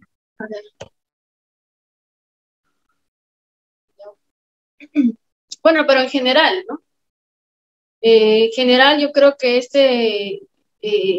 cuando una persona denuncia, por eso le digo que es muy importante, en la primera instancia, cuando vas a narrar los hechos o vas a hacer una denuncia para una demanda de tenencia, dice. Dependiendo, ¿no? Obviamente cuando vas a pedir una tenencia o tenencia compartida, tienes que ver si esta persona pues ha tenido antecedentes no solo de violencia sexual, sino de cualquier tipo de violencia, ¿no? Sea psicológica, física, y eso, si hay una sentencia donde está probada que esta persona es violenta, pues tú puedes obtener la tenencia de ese menor. Como lo que pasó en este caso mediático, ¿no? De Melissa, bueno, y este caso del gato, sí, efectivamente se han tenido una tendencia compartida, pero si en este caso él hubiera ganado un proceso judicial de divorcio, si hubiera hecho un proceso judicial, hubiera también ganado la tendencia, dependiendo de los criterios del juez. Mucha gente decía, no, que es adulterio. No, no es adulterio, porque adulterio se configura, pues, bueno, ya no está en este caso todavía vigente, pero sí es que hay un hijo extramatrimonial, no como las imágenes que vimos, ¿no? Ahí entra todo, ¿no? Pensión, tenencia, entra de todo, pero para perder la custodia en este caso, o obtener la tenencia, si tú pruebas que la otra persona tiene una sentencia de cualquier tipo de violencia, o es una agresora o agresor, pues tú puedes ganar esa tenencia.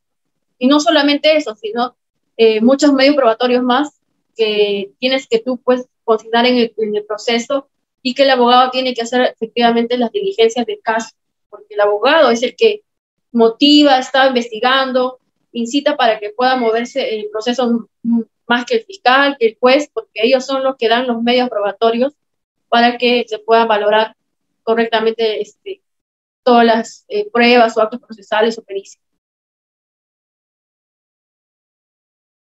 Si hay otra pregunta, de repente yo no puedo. Doctor Giancarlo, ¿está activo su audio?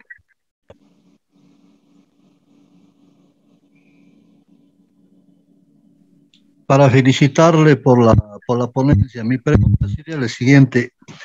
Si estando en inicio de diligencias preliminares, tanto en una denuncia por violación o una denuncia por tocamientos indebidos, si es factible o posible que dicha denuncia en dicha denuncia la parte que ha denunciado se pueda retractar, o si puede caber este procedimiento, doctora, en este tipo de denuncias.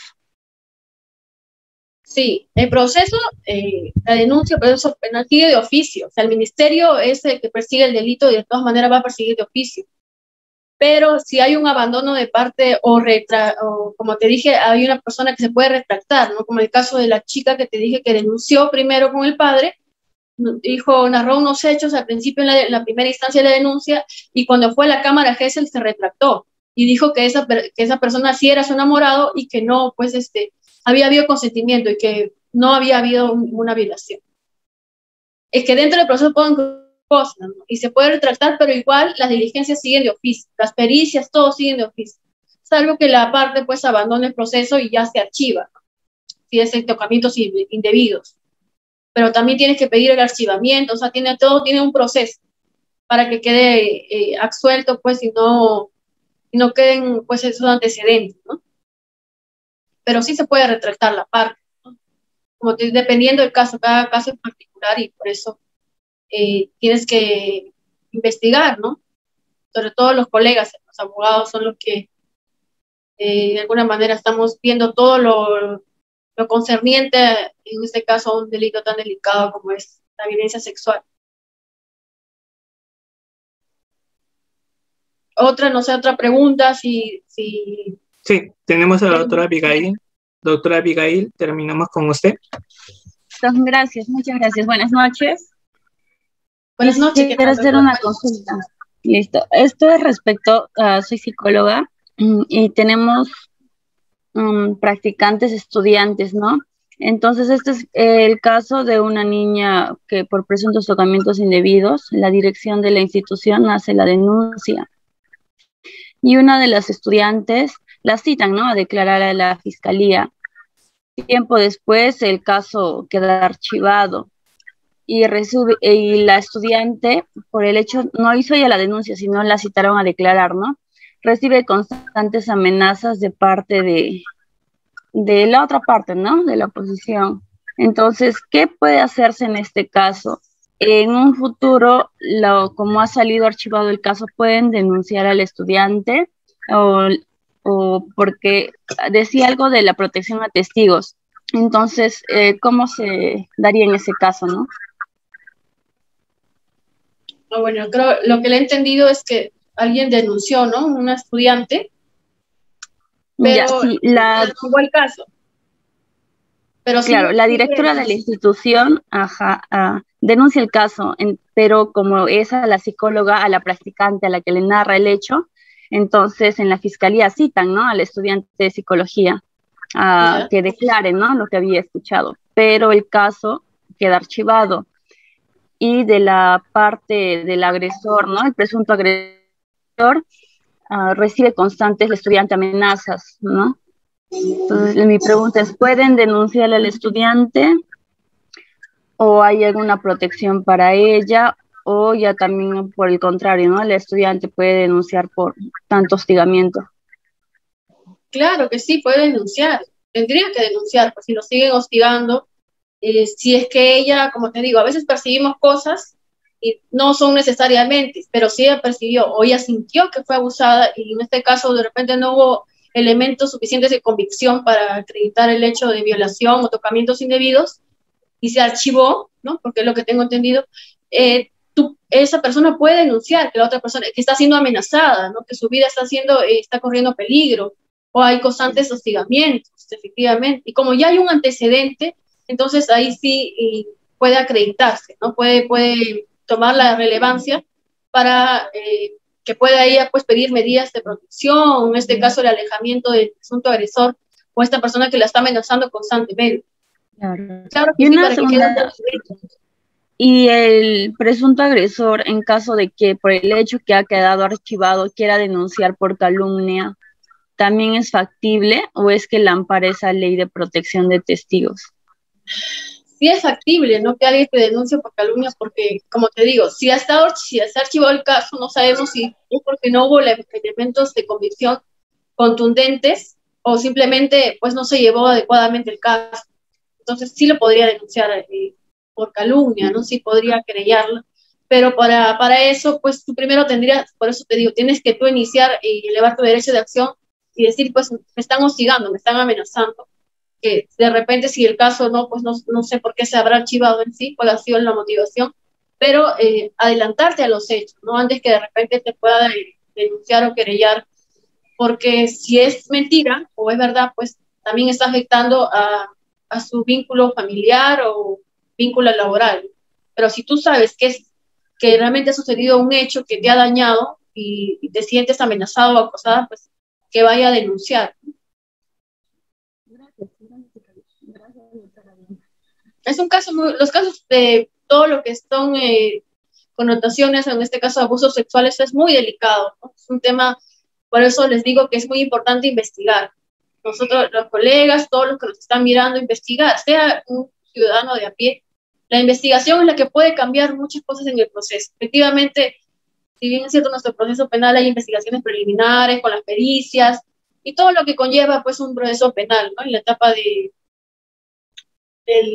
preliminar, ¿no? La etapa intermedia o la de juzgamiento, antes de que ocurra todo eso, antes de que sigan las fases del proceso penal, pues depende también de nosotros investigar y poder emitir medios probatorios contundentes, ¿no? Y así poder, pues, las pruebas puedan ser valoradas, puedan ser emitidas, porque todo puede cambiar en un momento, ¿no? Dependiendo de qué estamos presentando y qué estamos diciendo, qué estamos emitiendo, el abogado qué medios de prueba está presentando para que efectivamente se acredite o que se configure el delito de violación sexual hacia, en este caso, el menor de edad, ¿no? Que es incluso, de por sí siempre se le cree a la víctima, efectivamente, porque es una víctima, ¿no? de un agresor sexual. Pero también tenemos que ver la otra parte, ¿no? Que hay muchas personas que denuncian o mienten o se retractan, como ya lo hemos escuchado en las preguntas que nos están haciendo ahora. Entonces, si es así, pues hay que probar y realmente, en este caso, se retracten y puedas defender tu honor, pues, y tu dignidad, ¿no? Por eso es muy importante las investigaciones.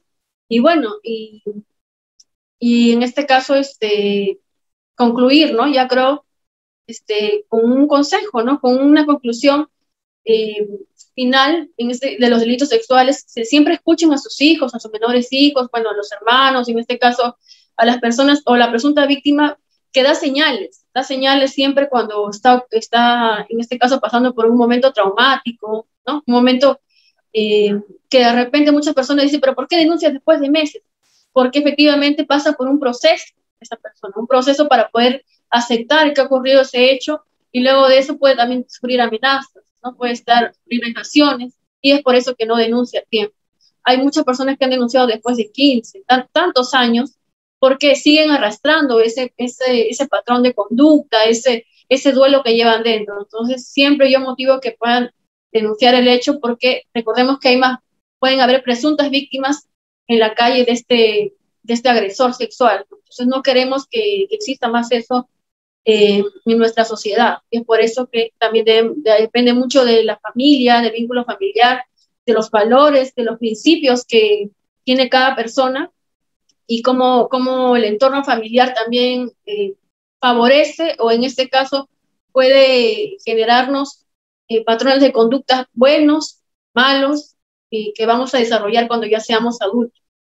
Entonces sí, es muy importante la familia, que es prácticamente el núcleo de la sociedad, y escuchar a los menores de edad, escuchar no solo a los menores de edad, sino a cualquier persona que siente que tiene alguna señal de violencia, ¿no? De amenaza, que se siente vejado, que se siente intimidado, pues tú puedas ayudarlo y puedas ir a las instancias correspondientes, como la fiscalía, la comisaría, y denunciar, porque cualquier persona puede denunciar el hecho, no solamente la víctima. Otra persona también puede denunciarlo y poder ayudar a esta víctima que está sufriendo de abuso sexual.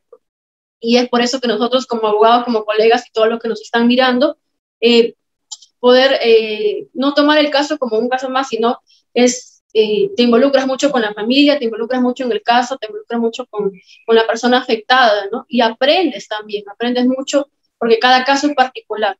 Y no tomarlo solamente como un caso que vas a ganar, o un caso, en este caso, un caso más, sino que efectivamente tener empatía, conciencia y practicar nuestra ética, que pues cuando somos abogados, cuando recién estamos iniciando, pues vamos aprendiendo estos conocimientos y lo vamos poniendo en práctica, ¿no? A favor de la ciudadanía y a favor de estas presuntas víctimas de delitos sexuales. Así que les agradezco bastante por la invitación y siempre presta poder ayudar, ¿no? Al servicio de los más vulnerables, y en este caso hablando de delitos sexuales hacia menores de edad.